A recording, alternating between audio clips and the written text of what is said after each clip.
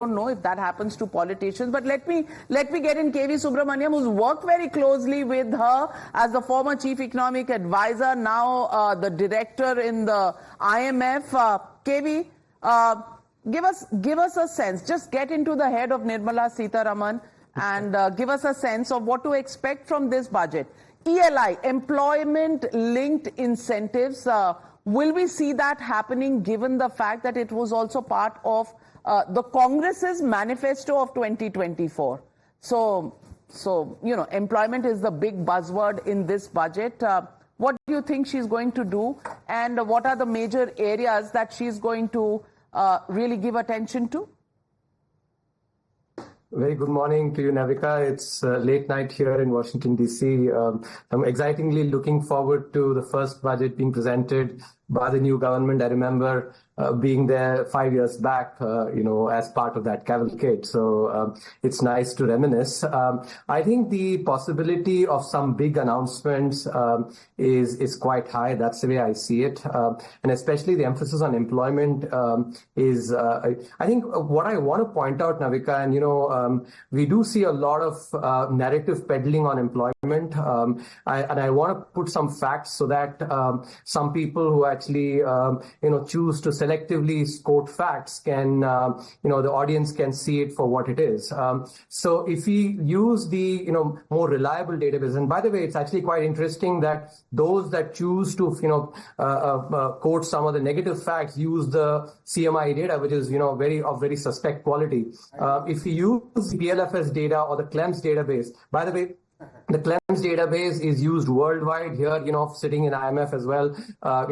That's something I can vouch for. The RBI report that came on employment uses that CLEMS database, high quality data, and the PLFS, the survey methodology is very close to, in fact, almost mimics the ILO methodology. Based on that, if you look at the data that's been pointed out in yesterday's economic survey and the RBI report, over the last 10 years, actually about 12.5 crore jobs have been created. And if you look at the previous period, 2004 to 2014, only 2.5 crore jobs were created. These are the facts. I think, alternative facts that others can peddle actually can stay, where they are. But I think the simple fact is that employment actually, the negative narratives actually have run far ahead of the reality. That said, there is still, a need to focus on employment. I think the PLI actually contributing to manufacturing. I would also want to see some of the, measures that were taken, especially labor laws that were announced during the time when I was with the government, subordinate legislation for that being passed.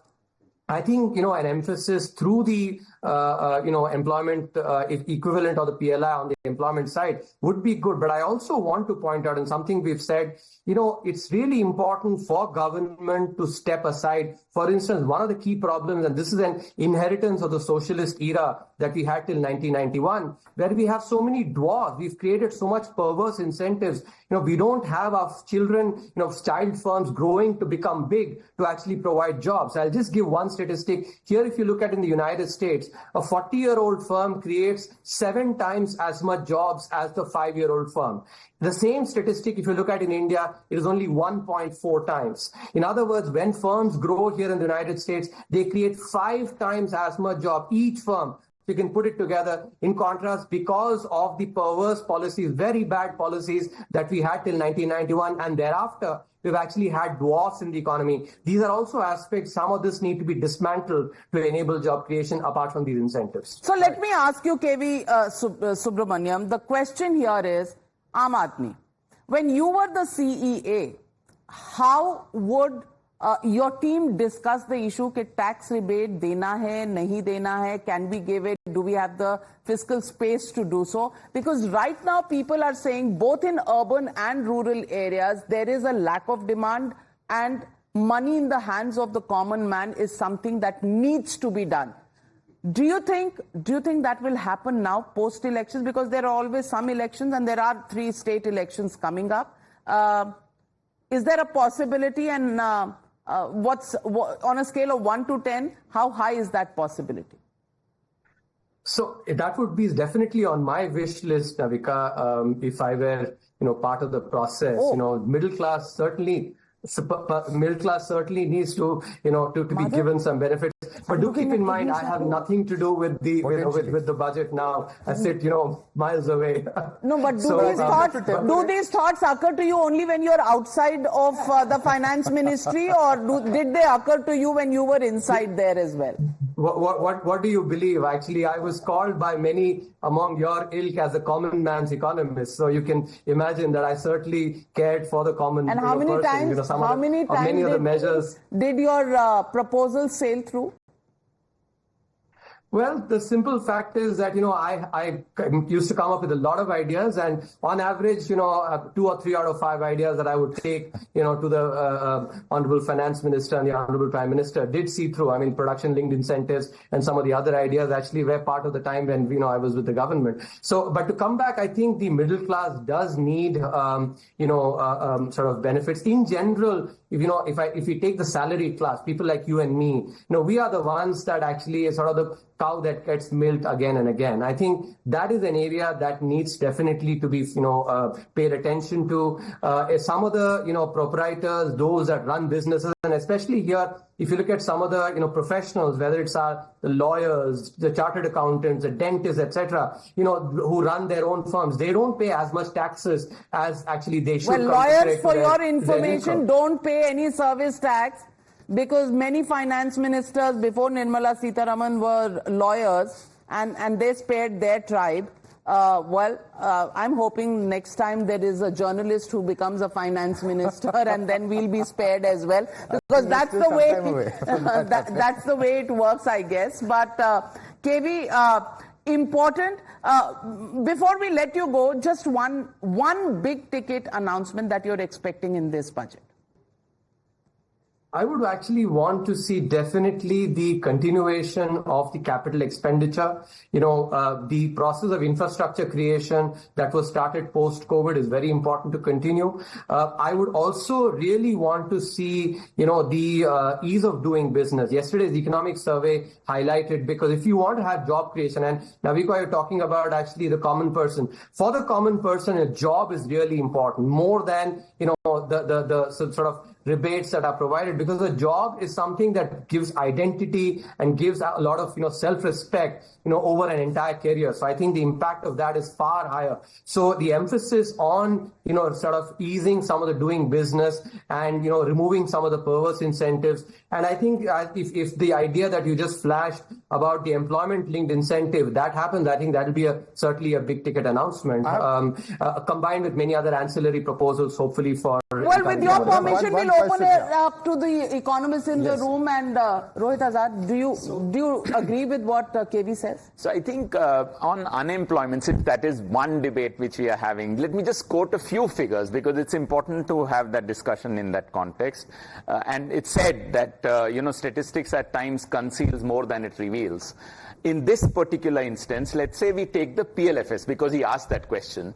In that, there are two things which are very important. Two sets of workers, casual workers and self-employed, their earnings have actually gone down. And this is Times of India infographics. So your work, excellent work. No, I want to just one second. Okay, he's asking the question and give you time to rebut. No, if you quote from the economic survey, there is a specific chart there which actually shows the wages. Go and refer to the economic survey. They actually have a chart showing the wages, how they've increased. So I think this is again the kind of no, but you were quoting PLFS, so I just responded to PLFS. Let me give you a second important point, which is the youth unemployment.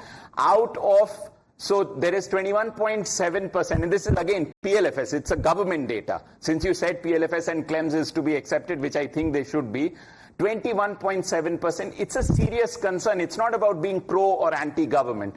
21.7% unemployment rate, urban women, it is a huge problem. And that is something that we need to debate. Urban women? Yes. So that's a diced up. That's a diced figure. No, so take of course it is, for example, it's 14%. It's a serious problem. 420 million, that's the youth dividend, right? I mean, that's the demographic dividend we have. KV, your response? Yeah. If we look at the labor force participation ratio of females, that has increased significantly over from about 20% to 35%. And if you look at within that as well, in the rural areas, the female labor force participation ratio has increased significantly. I think we have to, the point that I want to say, and this is not about being pro or anti, it's very important to look at these aspects in a holistic manner rather than pick up one statistic. My dear friend only said actually that statistics can reveal, or hide. And when those statistics are selectively revealed like he's doing that, then it actually oftentimes reveals a very negative you can picture cherry pick and you can put out. Okay, Dr. Santosh Mehrotra has a question. What's your question? I'm going to respond to your question first, if I may. Yes, sir. Okay. So you asked what are your two expectations, main expectations from the budget. My first expectation, hopefully, is on jobs, which is a PLI on which employment-linked incentive. Why is that necessary? I don't believe that that's an industrial policy. What this country needs is an industrial policy, and PLI is needed because non-farm jobs are not being created, which is the point that Jaggi was making, and I don't think anyone of the economists in government actually appreciate or understand this. Let me just say very clearly on this that the RBI data is actually Clem's data, and that ILO and Clem's data are not being mimicked as he claimed just now, Mr. Subramanian. I can explain that because the fact of the matter is that ILO has the requirement in its definitions that unpaid family labor is not employment. Let me finish, if I may. So Chris's point is absolutely wrong, with all due respect. And increasing 60 million workers in agriculture, which has happened in the last 3 years, is not really the kind of employment the young people who've gotten educated want to undertake. That's expected. So go back to the second expectation, Navika, if I might. The second expectation is inflation is running high. There is just no question about it. In the last 3 years, it was certainly low in the first 7 years of government. No question about it as well.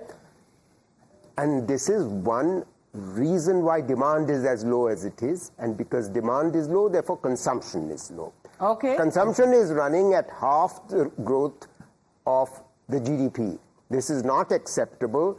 And clearly, if you don't raise consumption, the only way you're going to raise consumption is if the central government decides to cut taxes on petrol, I love you for that statement, and that's exactly what KV Subramanian said, and I love him as well for saying that, because all of us love taxes being cut. I think we have unanimity in the... There's a little bit of Navika, can I just... inflation, Navika, because I think... Okay, can comment on that. Yeah, can I just set the facts straight here, Navika? Yes, go ahead. Our dear friend here talked about actually jobs, and jobs basically leaving out agriculture. Let's have the facts on this. The RBI report using the Clem's database shows that over the last 10 years, 12.5 crore jobs have been created. That's overall. Even if you take out agriculture, 9 crore jobs have been created. So I think our viewers need to know the correct facts. If we look at, the ILO data as well, and what he's saying on, employment, which is basically, unpaid work, that is not right either. If you look at the ILO data, I looked at the ILO report very carefully. Let's just focus on youth employment, for instance. The former chief statistician actually has also written a piece, TCA Anant, on this. 3.5 crore jobs for youth. This is basically in the age group from 18 to 35, were created. And the population itself in that, has grown only by 1.7 crores. So I think, again, what we have to be careful here is to not let our, whatever preferences we might have in actually pushing facts that are not correct. I think the Clem's database, PLFS, all of which are very reliable data. If you look at, these numbers are actually what are there in RBI. So clearly, non-agricultural jobs have also increased significantly. 6 crore is not a trivial number for sure. Well, on that note, thank you very much, KV Subramanian, for joining us this budget morning. Employment, tax cuts, those are the two big things that we expect from this budget, and there is unanimity. Nobody is differing on those two big things. So let me